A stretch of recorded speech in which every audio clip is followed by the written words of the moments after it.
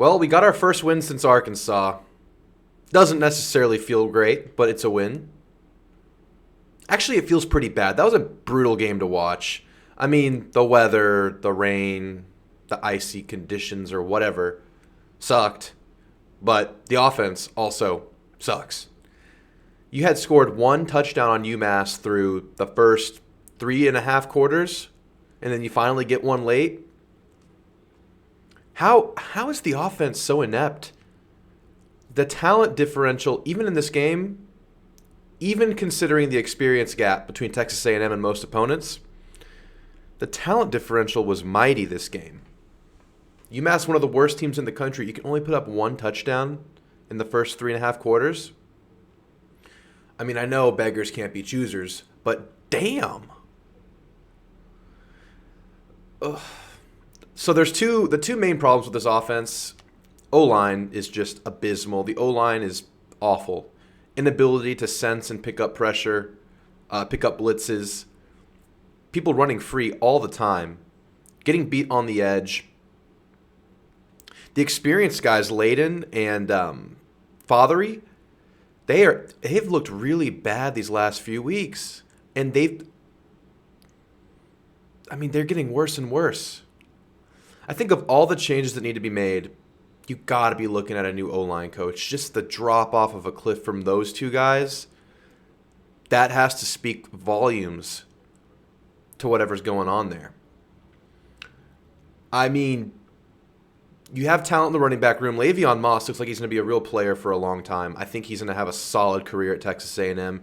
Dude runs super hard. He's super explosive. He's super fast. I like Le'Veon Moss a lot. I think we're going to be saying his name for the next few years a lot.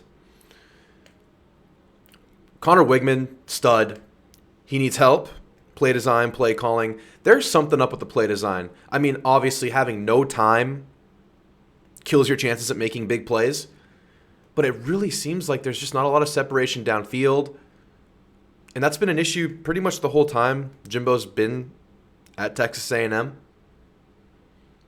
And with the talent discrepancy that was out on the field today, I mean, there's nothing else to point to, right? But yeah, the two biggest issues are O-line and play design. That's it. Another thing that everyone's calling for the heads of all the offensive coaches, right? Jimbo made terrible hires this offseason. That's another take you hear all the time. And I think I agree with that.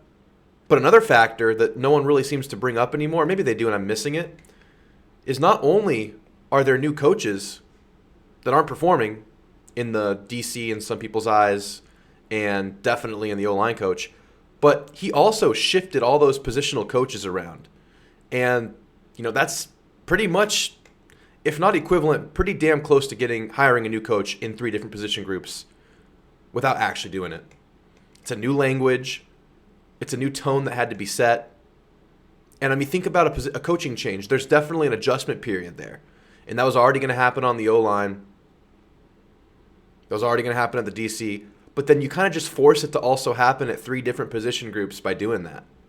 So, I mean, it makes everything look worse. I think, yeah, you pretty much have, cleaning house on the offensive side of the ball and pretty much for most of this team is on the table, I think. I mean, it's just, when you look this bad with this much of a talent discrepancy, and I know the team is super young, but even with that factored in, I would argue that there's still a big discrepancy here that A&M is way more talented. Defense did all right. There's still some issues stopping the run, 3-man front. It just doesn't make a lot of sense to me, but, that's a dead horse. We won't have to beat this too hard this week because they only gave up 3 points, so it's fine. But it's got to be fixed. Just doesn't really, yes, you got the win. You got the win that you had penciled in from the start of the year. You got it. And it felt like it wasn't going to come so easy most of that game. But you got it. So we move on to LSU. A lot of people complaining about the crowd. What do y'all think about that situation? It's a 3-7 A&M team versus UMass, who happens to be 1-9. Even if UMass is undefeated, does it make that big of a difference? But it's UMass that's 1-9. You're 38 degrees, winter conditions, rain. I mean, the people that are there, y'all are some damn sickos, and I respect the hell out of you. But to use that against A&M's program right now, I think it's a bit of a naive statement. I mean, they filled out the stadium versus Florida the last home game. They're going to fill out the stadium next week versus LSU. I'll be there, and I know a lot of you will be. So to use that argument against A&M's case, I mean, come on now. That's weak as shit. That's weak as shit. And I've seen Aggies tweeting that. I mean, come on now.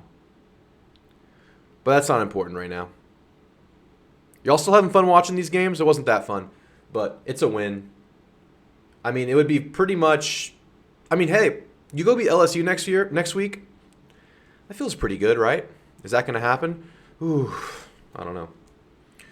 But I'll see you guys real soon. Thanks for watching. Comment your thoughts on the game, guys. Gig 'em.